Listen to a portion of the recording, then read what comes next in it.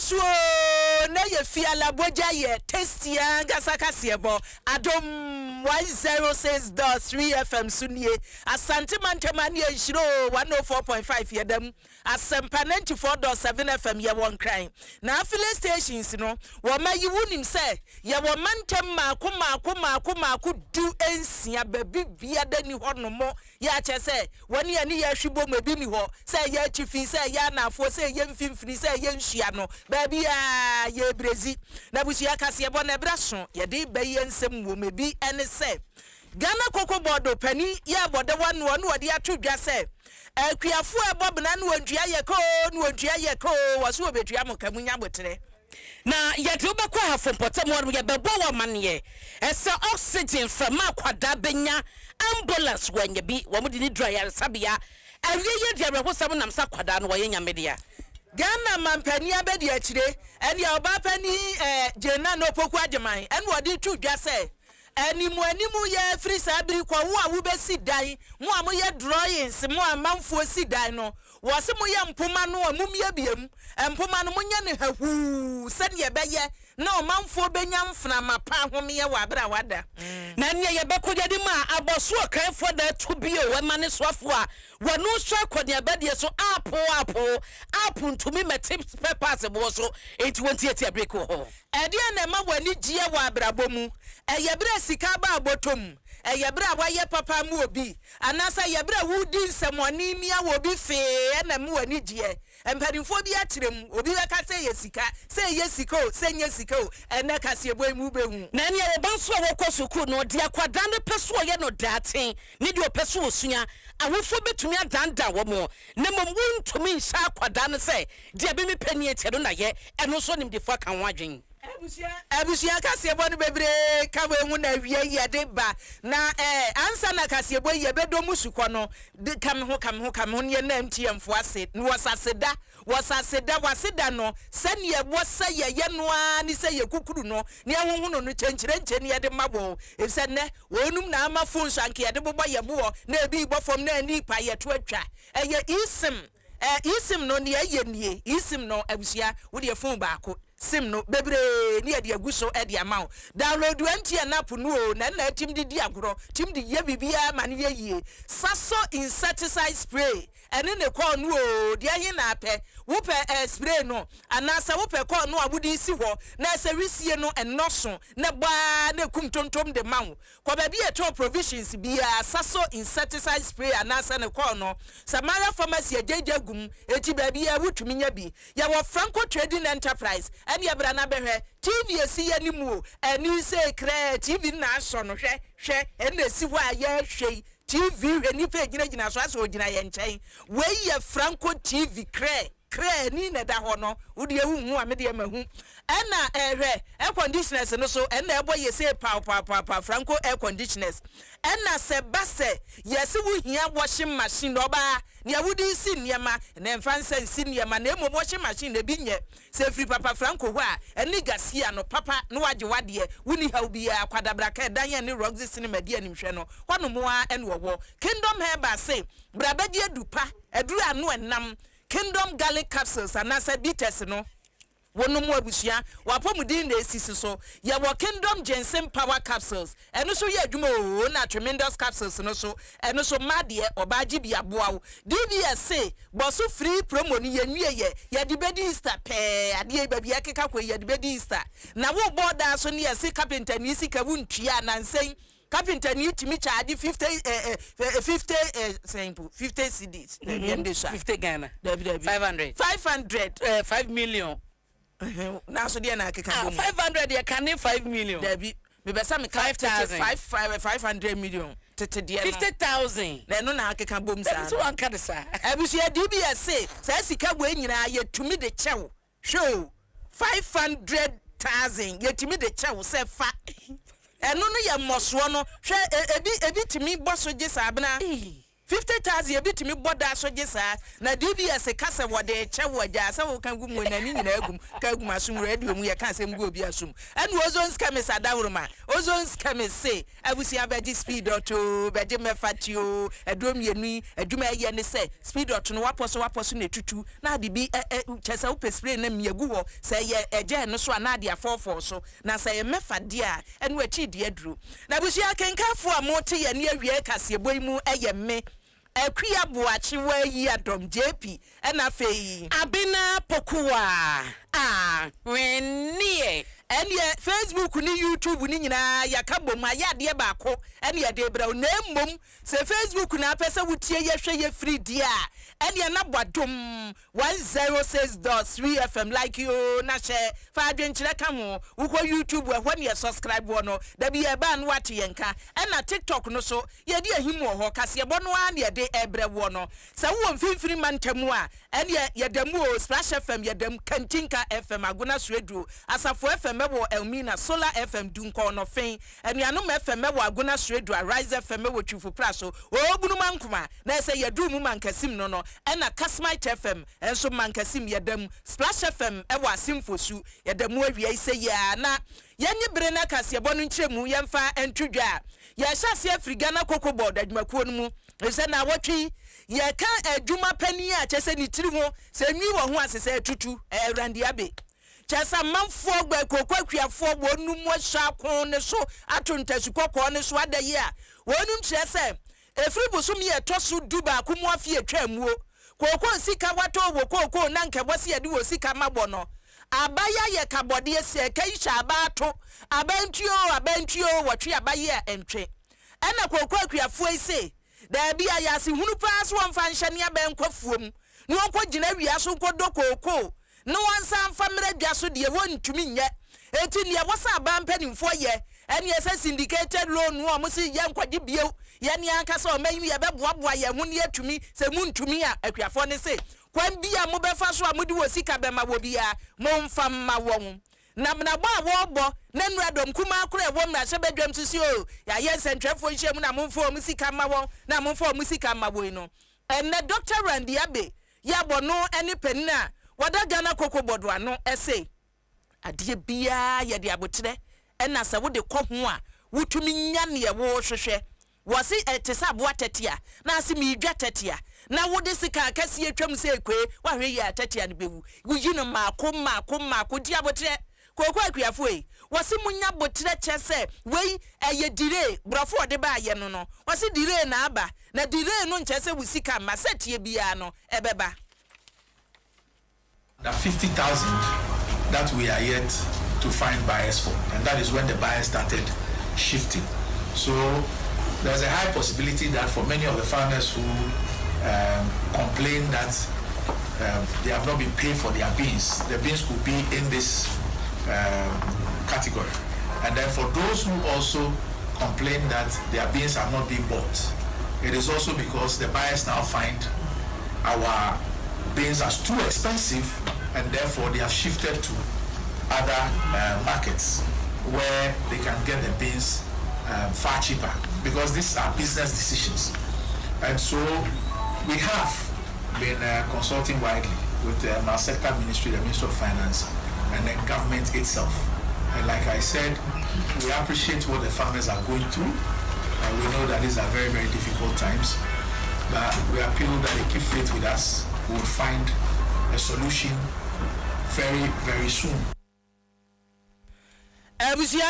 Dr. Randi Abe and watch them more soon. Not it sooner. Nature sent Chakras, Abrofu soon. What I say, Yanchera soon as you know. Soon, shall I say, I dear no check. Nemum, ye kwa ni mudie, ye britia, what ye sabakasika, eti soon, no sabakasika, kukweni, soon, ye, kwamkure ni jina heko kukweni, soon, kude sabakasika, ni womuano no. Na Dr. Randi Abe say, adia no dire no kura aba ne nyina na be free wonum ho wase adia na free niema bebre nti sane amanfo ebo ne sobo ene watoto kasi akese sika nka woso adi tue kuafo ka na wode tokan no wase ehyefa woni pakro sika omode talk ayi omode ye adwuma yi wonnim ba bia sika ni free e de no watokase yo no watokase yo ho so ye ntie ni ode ba ye of operational vehicles on a yearly basis. I'm sure that by the time I came in, and I'm not saying that nobody has bought a vehicle before, that's not what I'm saying, but I'm saying that in the numbers that are required for the work, if we had diligently perhaps applied this, I would not have come to face the kind of situation that I was faced with, where everybody is asking for a lot of operational vehicles. How do I task people to go and deliver when they do not have what is required to deliver? So I want my Krieg scientists to go all around the country to be doing their testing and others. And I am unable to provide them the vehicles to go. I want my Cocoa Health and Extension Division to go all around the 74 districts to support farmers and do their work. And I will not be able to provide them what is required for them to do their work. I want the quality control to be in all the 74 districts to ensure that the quality of our cocoa is not compromised. And I will not be able to provide them what they require to go and do the job. So this is a decision we took on the basis of IGF. And all of a sudden, it's been made to look as if, money that should have been used to go and pay farmers whose cocoa have been supplied is being used to go and buy vehicles. Abusia, brofo Dr. Randy Abeka, what should I say? Kai no kra wato awomode ye adwuma nyese bia kai no wato no dem pompom fe kai no wato ya chese adwuma omode ya no omode ye na no kra no efri sika womo anka se adwuma omo ye koko Ghana Cocoa Board wo ye wo musika tu a wo munyinya firi wo madwuma omo ye mu ana omode akoto kai no eso amanfo achimu asemi anu asemi ka ne sene koko kuani sika ye kwaje ye sene ye mfa ma no eno no omode atokai no se ntisa nchire mu yode aba no yenkoi ene ye tiesima ye kwa hafomantamu na wo bekaya fitina no benada na ye bo wamane ese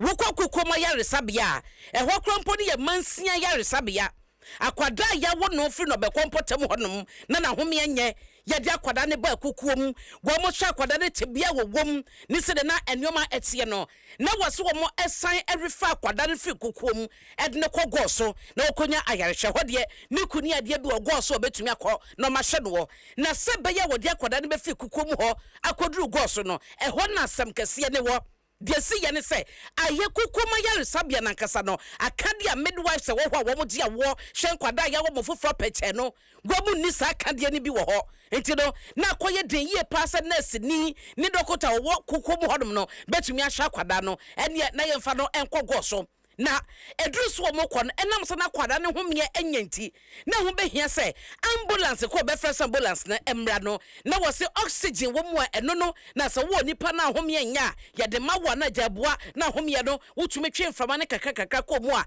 e matena se che na wo mo kire se anese for fra ambulance for mo kire se ka ne de ka na ambulance na ye ka ho asem no wo se je binim wasi die binim na chese se no nurse ni doctor ni a wono wo hono mo ni akwada ne papa wo ka akwada ne ho kwa yaresabia no ato wo ni omunyame na nurse for se wo man ka santem no ye adwuma ni ba ko ma wo kitata se bi opo adwuma wo de ko ye adwuma ene wo mo mfaro nte ene be video ye ya bo ho amania o na ne kwabra ne doctor ye ka na sem yi wo mo so cylinder yaresabia ne didi dwuma e de to taxi mu ena wo mudi tubi kwasa akwada yi na chese wo ma akwada ne mframa enna mo kukumu kogo so kwan so a na ginyame enye se wo mu kire se wo mu na ma no omudu ba bia speed ramp bo e wo kwan so a na ka de pagya ne musa no abehu no na oxygen hu so na egu akwada yi hu ni nanum wo mu koduru go so yaresabia kwada yi ehuni mu ni nanum nyina moja na adokota fo kama wo ma wo fo no tiase se akwada no wa bre eti baby ewo no didi bedroom wo go so didi free go ayi e bedroom kukom didi free kukom dru go so no na kwada na bre e na oxygen nso esi no so no kwan ye fa so si no so no na no so no e ya sem sanse anya baby pass sese ne ade de wo nyina ne sa tiefo abeto dwa sɛ akwada yi wahye ne nkwa ma agya abrante kwabena sentim ene ne yere kwate ma sevia anopai dwaso nsɛm dwumadie so mo no yɛ din kɔmɔ na yɛni kantie bɛɛma no kwabena sentim ne nsɛm a wɔde eto dwade bai da wɔ firi mu wɔ mo pɛ no krabrɛ ene yɛkyerɛ nsɛm no ba no o sena da bi ebe na beko nti awo kan no Tuesday na homache ana ba na beko ebe wo ya nti around 8:30 day ana mo fra me so ba na o be ma me wo da me de ani die akofo ba ko du ya me do afa mo ya no mse akura no ho me ende nti ese ya we fra ni kuku ana awo prepare so e ra si kuku e no beko ho no na mse no aye nti e fa plagi ya na de akura ni tu na oxygen no ye di tia na no a ti ko du kuku mbo no kuku ni omo fra e ambulance for na ka tire hospital ni za da ambulance ni de oxygen sin ya wo shock sa na ambulance oxygen sin ba na fata no se ya pra kura ni kwa the taxi driver no e ka bi out so lo du kuku mo ana ya fa taxi no entremunu na wote se barima kwabena sentim wode eba no na wokodru ye de siye ene no so te no kwatema sevia de ne kunu nyina ebo ye mu amane na the second thing is the tank oxygen tank no you sit back ana oba no doctor oba bi ana doctor bema baako ana one staff on the boot no wasum ana me meti front na me so me help with it but ukweni ni nyina ya bobom pimu ana oxygen no isu na wo ho no na yugu akura no ni hilim na yugu ni hilim ti esa na doctor from you know staff no they were very helpful yeah, ni kakra na driver no oba beya ni dia mekanti do go so I think you do ko say machine until Wednesday anyway and omo first akura na wu omo ye say akura no na ye say ase kwatre ko bi na mo je free ni hilim oba be wu mo je free ni hilim na dum bi buta doctor no say akura no went through stress the woda young guy am woda me first born oba ntimi kura ntuni di na say ye wu ni till day ti ma Abena na ntimi ni cat kwa no ma friend because say akura ye ntuni di no de ne ma mi di no the baby edi kan no mo friend baby savior enti ma Abena na daka mu atasi ma wo mo de ne koyi akwada yi wantumi antena wada ne benkum so da no hwe video no sani o musi kita cylinder num ene da hayi video no po ne da ho ene da ha no nti na che se cylinder no ene yesi nsuo ni bi kogu akwala no sani na doctor ni kita mu no na ka ne mu nso kura no se we no nyete se ambulance mu abibia wo babia sese kama nti wo mu speed ramp yi peja wo mu a na peja bibia ekọ eti dia se no na yebo chire ti akwada na wu akwada na ya hwere no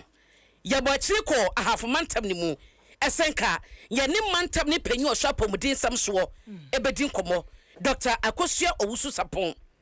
mimi friend na wi de mi wo meeting pen ene ka teye na owurato ne kuduma na okasama apomudin aso ye no wano so ye bisa mu ne kire se ase ya ye na sam foforo nti bi di video no wo tikọ ma no no so ye betene nka nti egusu wa twene mu yete ye rato ne good man nka jepi enwumre no sie Kasiebo mu ye den beba asemwe won se adaworoma ye nsantwe ni sami asaye kukuru ma ye omukura edi kan di information ne ba ye mu no eti sa akwada no awudi a be ma no enye me first born ni na chese wa muemu aso anu wajai mo nkokoto zao na se utimi kokoto wo mo nkokoto nti brodi be so wo mo ye postmortem no wo mo se akwada no ye de ne ba no stress gas no nsuo ne niam egu no so cylinder no e na akumu akwada no ti si atimi ehu ne ekun no de a onkokoto Ghana abusia ya to Kasiebo no so ya to aso ne akonsem fufuro mu na news we say e be part 1 part 2 part 3 be mbo nse che wa movie be kosa e wo se ye hwe aloya fom ye hu se wontimi nsu ma ne nye yi a yesu na nye yi a wo mom ye hu na ye da so gina pomuden mu Ghana Medical Trust Fund wunim se no ene ne nansen wo edin wonumu ede foforo ba ye ne se maama ke ni dia nkasa ya che so kɔ nwoma mu ane emra hye badwafo agitu mu ene Ghana Medical Trust Fund na futuo yi mpanimfo de ato dwasa ba na wote saba no wabisa se eba ne sɛyin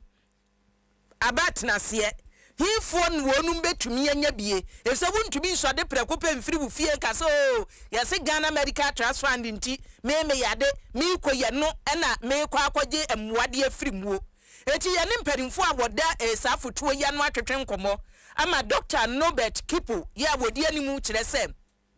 mampani oteso na nisuade hunu ya wonya ye ni nyina gina se nya bobi wo ho no mo a wo hwe muduro se ebi kwachi obi ye kapa wobo ansam watumi asa no mo yade no eya na emu edu eti abayi hwe ya na wo se ebone National Health Insurance etumi somu etoda amanfo de na akwa parapara na yede mawo na yade no mu edu enhwewo eti wei de yade ya kwankro yade de nipa so no eno aye so yade behwe ni yade behwe no pani ya kiremu se kwanya wosabo faso na wutumi nya saa yade hwe ye free Ghana Medical Trust Fund no mu so no nyesa bote da ase abra no amakora so eti wa kiremu enya wa ben ena mpanimfo se saa nhihye ebetumi asomu eno mu nkiremu ni Ghana Medical Trust Fund no see yen hwe the complex cases yare treating it bad thing. We have complex machines, complex skills from specialists. No, and the Arabian and into National Health Insurance no work on. International Health Insurance they on the company BTI, but they drew the point at National Health Insurance into now model about Mahama case no so because we are here to say hypertension, motor cirrhosis, cancer, kidney disease now that those conditions no so be treated. And also, area no lasted for a long time. And to say malaria, will be treated about 3 days now. Some of them will be draw years. Some of them till you die. Until the cost no or high impact on patients no, and the patients no but plus almost family na. Until there's a mama de transfer the by say more patients are so that on the thing else. Abusia. Dr. Kipo nunu o enu wo chiremu no nti saa nya wa wabobo gboso nyina da no se wuni pakro behwe na amanfo ne nam radio station se na momwa mi o na me yade na me call ye na menya sika enu no wo se wo mu besomu no na owie enu wo de to aso se kwanye a wo betumi afa so na saa fotuo yi wanya mu afiri mu no enu so no enye wo na abesode na wode oyade ya kase ebi amanya kidney ebi cancer eti me kom Ghana Medical Trust Fund won mo akopem wo se dabi wo be kwa ya sabia na wo kwa nhyehyeye wo ho nanu nie patients here more from Makia it's a hospital no specialist in the specialist no diagnosis no via the ban so be treatment via more ebi as say surgery chemotherapy radiation therapy na there that doctor no bet for request at the address in the receive a request from patients because patients they would for request by a treatment I will go through and like whether it is even true in the first place. But so for Dr. Hona, Dr. Tra, it's evidence of a hospital, it's evidence of a specialist. And a doctor knows so let me have to say to you how what they want to do for you. Amount I don't involve in that. It's a specialist I'll show on for reporting there. It's reporting the bar. You see our technical team will on the review. The reviewer will qualify, will meet all the criteria on the approval. The approval we are very famous in our hospital. Dr. Nobert Kipo ono any penna eba pomudi mu afutuo Ghana Medical Trust Fund wodi animu ani na ye do kwa boso kan spare pass bo pe Ghana ha sei ba bia benya spare pass power original ya ne wodi go ko se ho a usuwadi abodwuma aya boso kan na nansen Ghana fo benya senkafa sori wo mo so pa se no a ese de benya hoode no a wo buru dollar ne sa no na nkofo hwadi mu se aboso kan fo betete ne maso sa senkafo yi Ghana fo de jagu wo mutemu ambo mutete sentuade so nti de toje se wo mo so spare pass fo beto mo de so na bo ma senkafo ho ato wo mo na ye no so ye afro kan nkoba se asentuade ntumu no ebeba na emu sensem ne asade anwe ne se wo ma chenka fa wonye wadwe so oba betese oba betete so na aja omo susu na wo mo to papers no so a wo mu gu so ayire bo no so afa kra na ne bo ye den na krofo se da bi wontumi ntino man mu na mo ganafo abrosa enye yie na osofo wo no ehwe kwone abadie so eye opanyi a ne bukari nikpe na wo kyerese se no wo mu de sise bi gu akwan so a asoye a ehwe ejadie so ena asoye a wo mo hwa kwone abadie so na ka mo tie bom yekasa yi wo ma ka mo tie kru so mo de app beba so de wo say WhatsApp ye app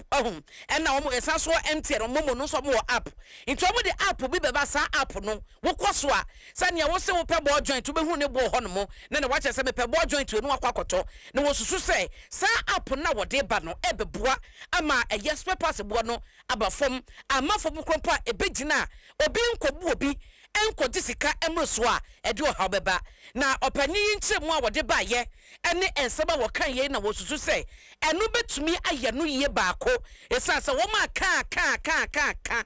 enkosi aga wo bonse san no wo guso agi aboden wo guso tons papers no ebo ananka mebi asidi ne dollar na hoode no eja beta 10 14 15 no sare wo guso ton no basa no ne gana fo ne ye intero no wo kyese wo mo de sansusuye no eba wo de app no eba beka ho na app no so boa ama wo mo dwumadie ene edwadie akoso na senkafo gana fo nyina so no wo bia ho ahan no na wo wie ya pe na nya boso kan fo se bo me nana ene wo so gina ye na de be ye odia wo se wo man yi mo amanyosem ena ma ne ma bi etise ekoso ye ni kan enti ye bukari pe ensaba wo de tudwa. The drivers wouldn't reduce their prices because a lot of them were still complaining of the cost of spare parts. Sure.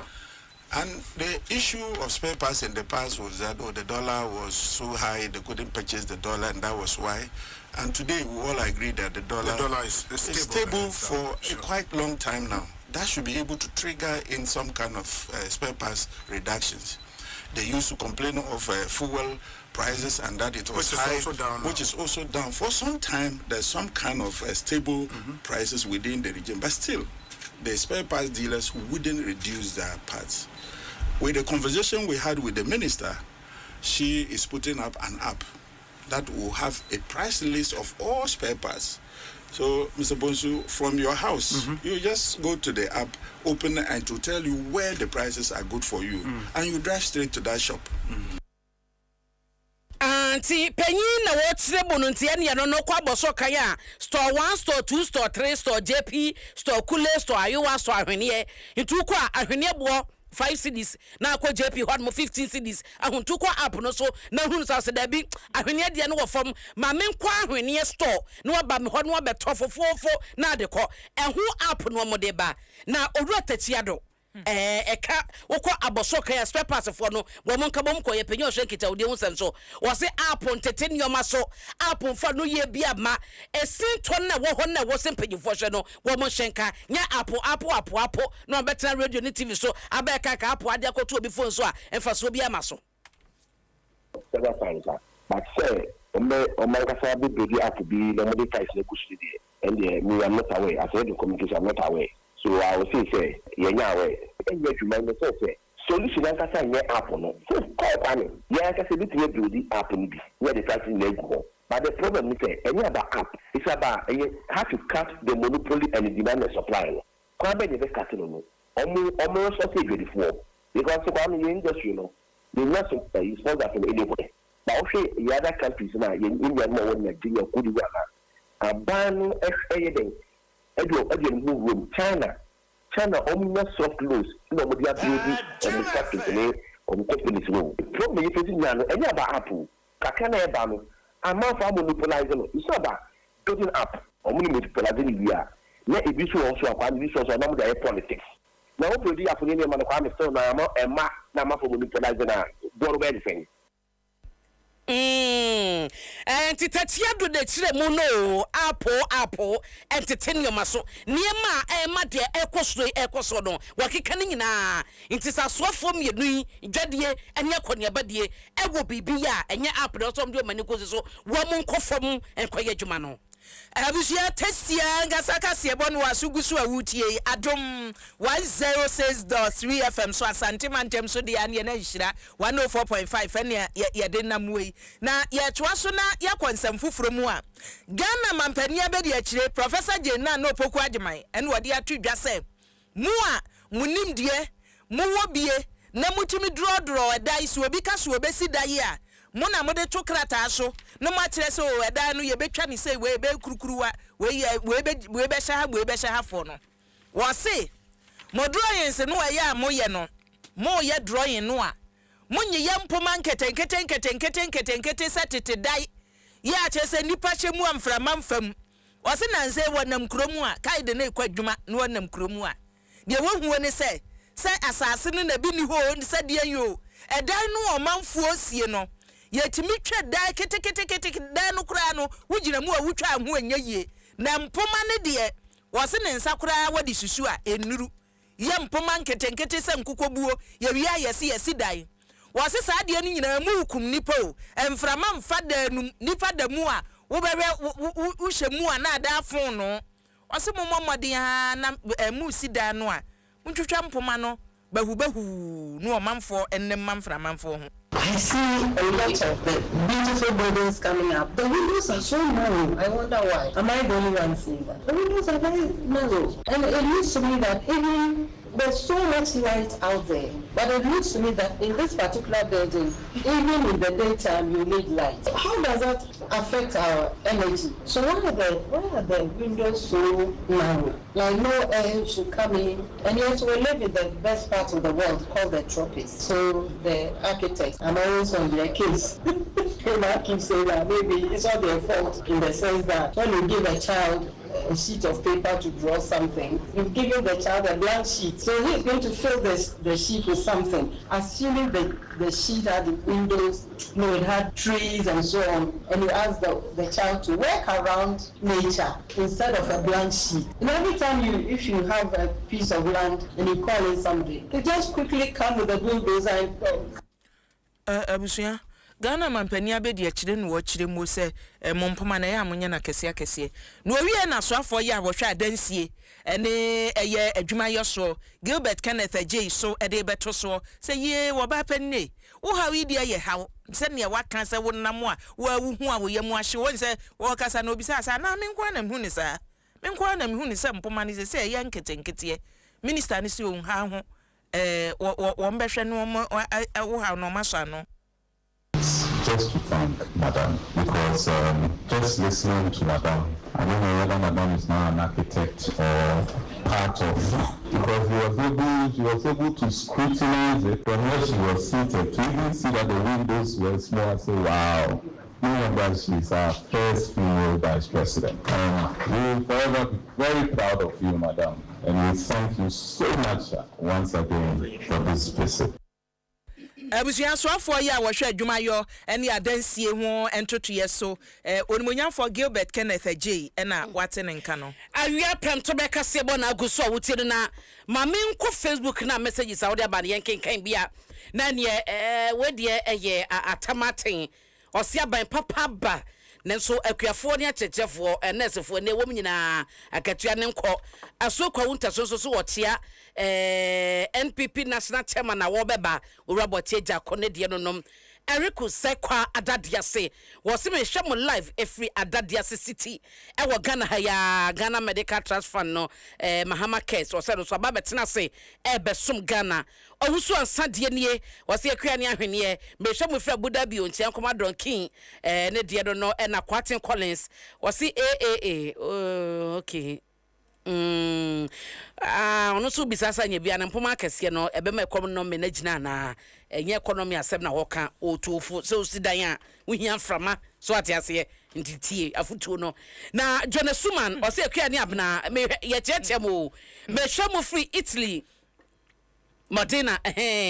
na die eno no na komensa pilatu ono so ka cocoa price no cocoa bo no ene ba bi gina o se e be free 3002 no abegina 2001 ne de wo ka why ho asem nyama ye eti Frank Kwame Jemfi o se me hwem live hiam panika ana ere hiam panika hiam penika odotobri constituency ho ayo yada se na ya koyanima ya besamba messages no so mede wo kwa gojina wo se ya se ye frɛ maya ne mrante bi o maba no ye frɛ mo genzi ya o gena afa ne wo genzi ni gembita den wan ni ade ye wo nyina ne nam system nim na ne wo hwɛ ewiase ene sɛ dia 2026 ewiase kodru na akwan bebre na wo ho no mu a emabu na wo mo ye genzi fo no efa edinye sika editutu nyama se be ya ne daten ebegina yie emu ba ko na nimdefo ekyere se eye cryptocurrency ye ka crypto no a wonya hunu ya na wonya genzi ye ka crypto eye CRYPTO crypto na the currency atoa so eno ne ye kwan bia enemma ya ne mrantie no wo mo efa so wonye sika eno dan chen so a enam abafu nim de mro so a aba ewiase na aba na echese edi dwumanti no bebre na so nam sa kwan no so edi nya wo mo ho edi ye bibia eno so no edi sika beba enti enu bia etwemu a na wonim ne senka wo so ye we ansa ne hu so wo de wo ye adwuma no enenu entesa enwoma na sesa ena babia wiase na bedru no ama konya na ba yekesia wotu dem na kita smartphone na nyede bia na ade hwankrofo a edi asa na ade hwankrofo a jese wo mabo de jadabi wanso betumi atena dem de sa internet na kita wo no apesika anya sika ma na yeye asesa wo busue nyina mo sebre eno ene ensema delis na se de lasi adokonu wono eye director wo hwemu a wo mo chese influencer Africa ho na wodi ne dwuma ya wo chese enyoma sesa ewiase sesa enti ba bia wiase no so sesa ekono wo so bia di akire omo ho no omo ehu se omo awofo aye dwuma for 30 to 40 years omo aye investment omo aye all the things I can say omo ye no but economic problems inti omo ashre investment omo experience covid by na most of them omo were primary omo were JSS omo were high school I was say we the whole their way wo wiase mu nyina na wo kotena fie nti sharp changes like this natural mo say obi antumi nchre dia dachi de beba nti instead say wo be chesi dachi na wonnim de wo ho ne de beba no adan na sesi na wo ha na metumi aye hu bibi no me nto me bo ase na me enjoy na me nya de metumi aye sesi a but in that no so omo dey prepare for the future nti na wo be ka say omo presika bebre ho no enye say omo pre ni na no omo edi ni nyina sesi a but omo dey to dey I was say ebi mo si dan ebi mo talker ebi mo ye forex trading ni investment ebi mo ye cryptocurrency nti omo usua new ways a omo dey tia sika nti enye say enhia omo but omo find different ways a omo dey beye sesi a abrobobo aye din pa nti eja instead so omo bet na echi no maka say oh we dey nobody into me into no omo beye dey o say omo ye no me dey to me ato eti genzi for the nya fe na kuntan da bi the last year dukodu na wote so kasa no na no tinso no wose genzi for no so ne ye nipa su bi a wo mo no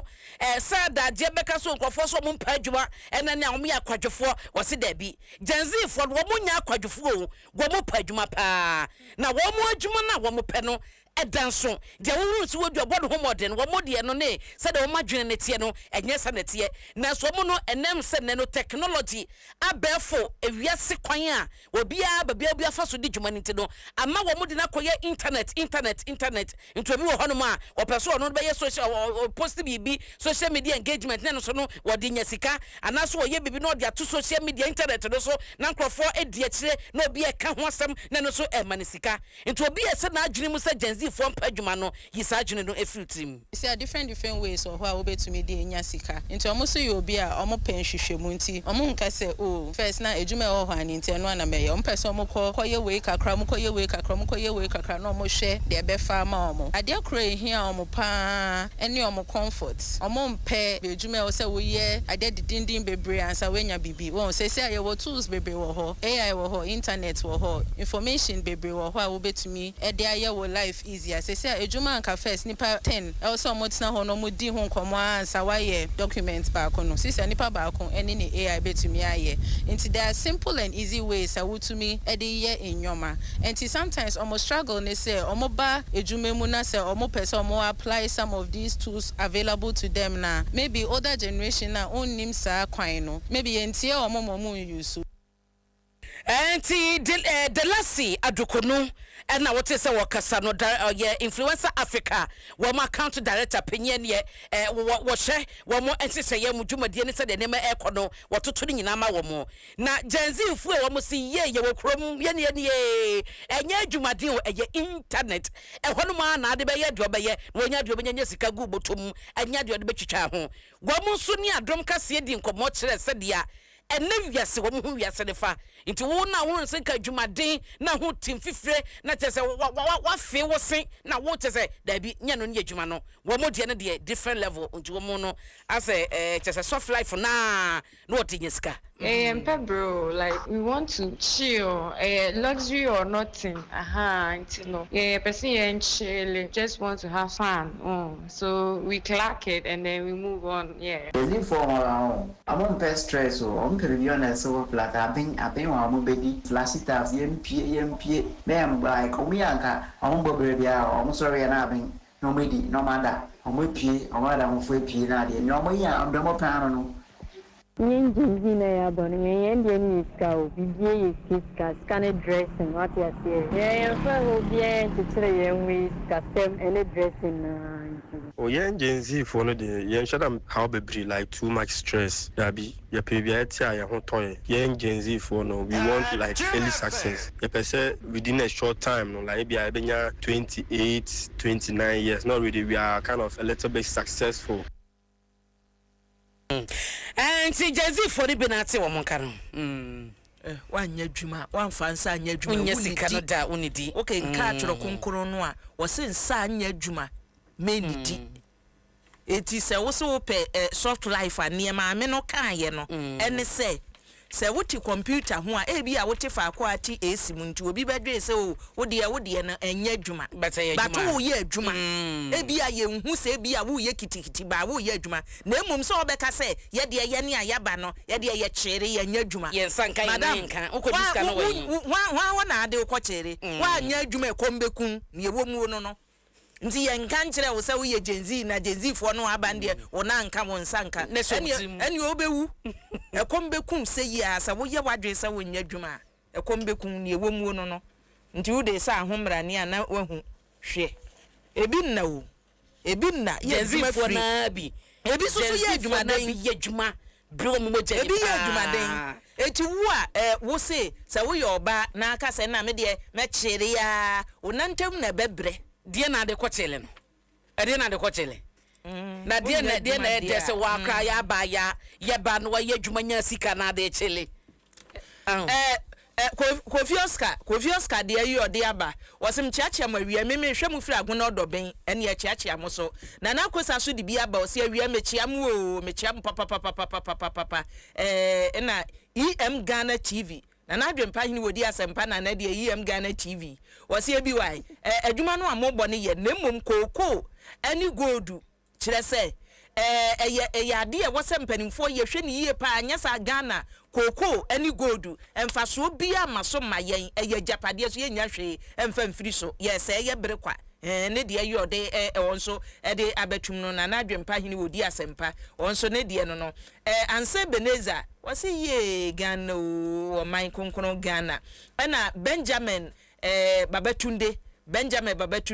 wasi Kukom Hospital chese podi ya bunsam jamu wo wunnim wo ma men kan kire wo Kukom Hospital de ya fra wo bunsam jam waso kwa wono mu a eniema poto niema basa se woni e woso obeboa o ma meboa de a sa ya sabia no ko wona so kwagya yarehwe a wa hwe yi a wonko fie no na chese nyawo a wasesa no bebre osi nurse ni doctor ni a ombu akwada no nyame enke wo ho na eba apomudin mu a Ghana yebu ye ni aguso ye hu hia yen onne de no Banjilo adibi aba wo se moba ye muka se kakoko gboto no sidisi mpim nsia ena nka mbeto ne ama Ghana fo eni se mudi sidisi mpim miensa musi en na mbetua eni so momfa mra twintwai eti hwa na hye mo yire mo ka se mo mehye bo amu ntumi nni so we Banjilo de no Felicia Ejiri wasi ye